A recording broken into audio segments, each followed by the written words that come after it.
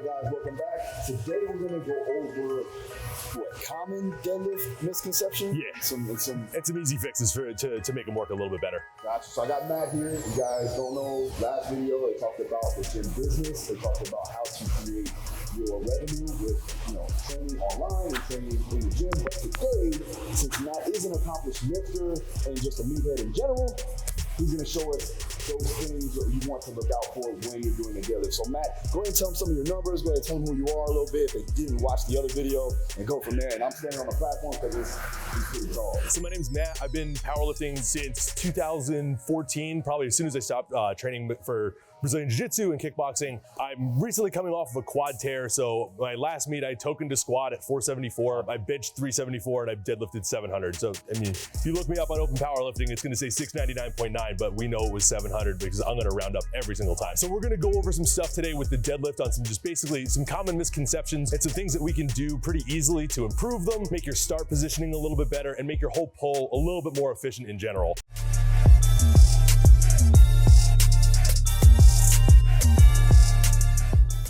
So the first thing that I usually look at with getting into a deadlift is you're gonna wanna set up, and like if you're doing a conventional deadlift, we're gonna wanna set up with your feet directly underneath your hips. If we're super wide and our hands are pretty wide, we're gonna have a very long range of motion. We have to pull the bar pretty high.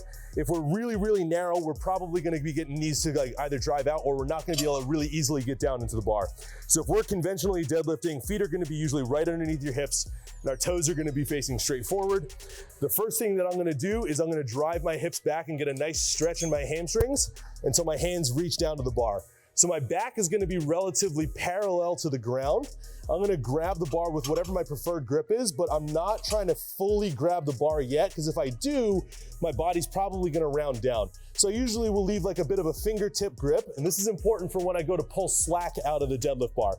So from here, what I'm gonna do is I'm gonna try to make the bar click and push my upper body up into the sky. So what that's gonna do is it's gonna pull some tension into the bar right away, which is gonna allow me to drop my hips down into position and then pull up really, really strong and aggressively to complete the movement. So again, I'm gonna start off standing tall, drive my hips back to the bar until I get a big stretch in my hamstrings, reach down, get like a fingertip grip, pull some slack out of the bar, pull my body down, and push up.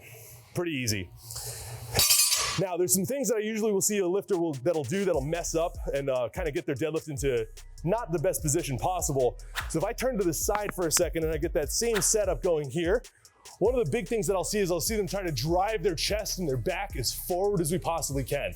Now, what we're looking at here is the more back arch I get, the more tension I'm gonna create in the lumbar spine, which sounds like it might be a good thing. But as I stand up to the top, my back is gonna be aggressively pushing forward. And as I come up, I end up doing this almost like windmill style action where the bar actually comes up and then back down to complete the pull. And it becomes a lot more difficult to push my hips through and finish the pull. So what I would see with that is they get tense, they get tight, everything looks really good. We come up and knees extend first, then we come up and over the top, and we're either really, really arched and proud at the top and we're not pushing our hips through, or we're getting to the point where the windmill comes up and over and it really increases the range of motion. So what I would have that person do instead is keep a more consistent point where they're looking and try to keep their back flat. So if we look at the spine has a naturally kyphotic curve to it, which means it's curving a little bit inwards.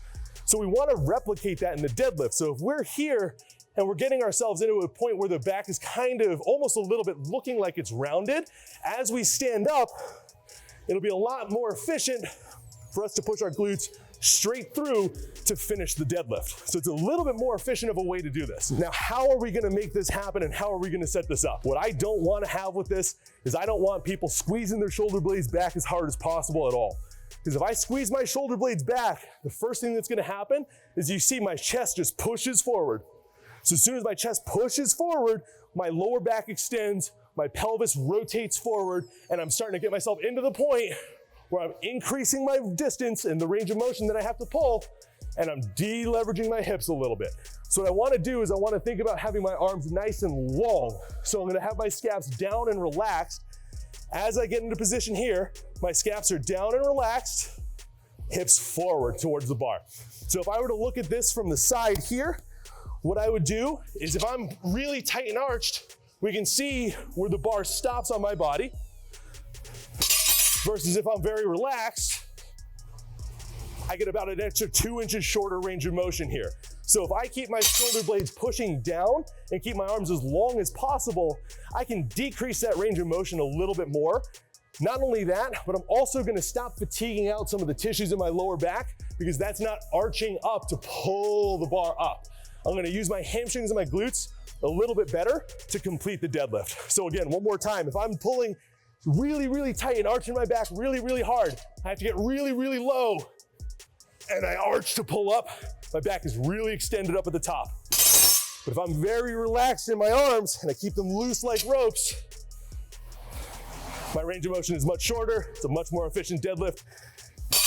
And you get a lot more gains out of it. All right, guys, so that's a wrap. I know you can take something from this. So again, you can check Matt out on his Instagram, Matt. My Instagram is Matt Domney, first and last name, M-A-T-T-D-O-M-N-E-Y. All right. Again, make sure you subscribe, hit the notification, hit the like button if you like this video, hit the comments. I'll see you again next time. Come on, baby. Come on, baby. Peace.